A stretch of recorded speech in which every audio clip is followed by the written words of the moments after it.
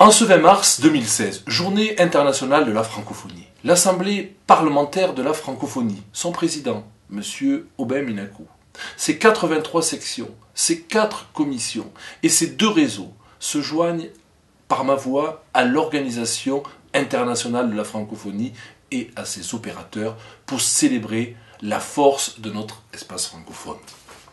La francophonie parlementaire, plus vivante que jamais, doit aujourd'hui faire face avec détermination à de nombreux défis. La diversité, cette extraordinaire richesse qui fait notre force, est aujourd'hui attaquée et mise à mal.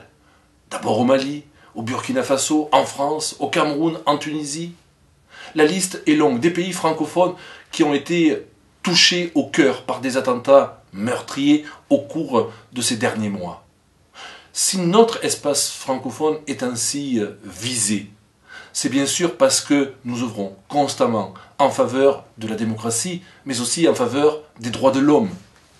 Je voudrais saisir l'occasion de cette journée pour affirmer mon soutien, et mon soutien particulier à Madame la secrétaire générale de la francophonie, Madame Michaël Jean, et à l'administrateur de l'OIF, mon ami Adam Aouane, qui travaille depuis le sommet de Dakar pour une francophonie active, soucieuse de contribuer à élaborer des solutions pragmatiques aux défis actuels. En témoigne la nouvelle initiative Libre Ensemble, qui vise à lutter contre la tentation de radicalisation de la jeunesse. Dans ce combat, comme dans les autres, je leur réitère l'appui de l'ensemble de tous les parlementaires francophones. Tous nos pays, tous nos dirigeants, qu'ils appartiennent à l'exécutif ou qu'ils appartiennent encore au législatif, doivent se montrer unis et solidaires pour construire un avenir meilleur. D'autant que les diverses échéances électorales qui se dessinent à l'horizon des prochains mois nous y invitent. De nombreux scrutins électoraux doivent se dérouler au sein de l'espace francophone durant l'année 2016 et notamment en Afrique.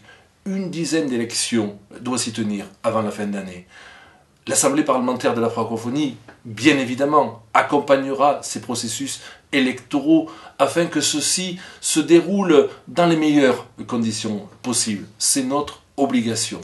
Par ailleurs, de grands événements nous attendent en 2016.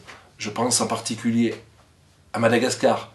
Madagascar se trouve en effet cette année au cœur de l'espace francophone. L'assemblée plénière de notre organisation se tiendra à Antananarivo en juillet prochain. La capitale malgache, encore, accueillera le sommet des chefs d'État et des chefs de gouvernement en novembre prochain. Ces 2 événements auront pour thème commun la croissance partagée et le développement responsable. Un thème ô combien crucial pour notre espace, bien évidemment, car la francophonie continuera aussi à travailler sur cet enjeu majeur que nous avons commencé à évoquer il y a quelques années à travers le climat, enjeu pour nous essentiel. Cette année 2016 s'annonce donc une année riche en défis et en promesses. J'ai évidemment confiance en la solidarité francophone. C'est le socle sur lequel nous devons nous appuyer pour vivre et rayonner ensemble dans cet espace. Par-dessus tout, nous devons continuer à agir en faveur des valeurs qui sont les nôtres. Et comme l'écrivait au fond Jean-Jacques Rousseau, il faut parler tant qu'on peut par des actions.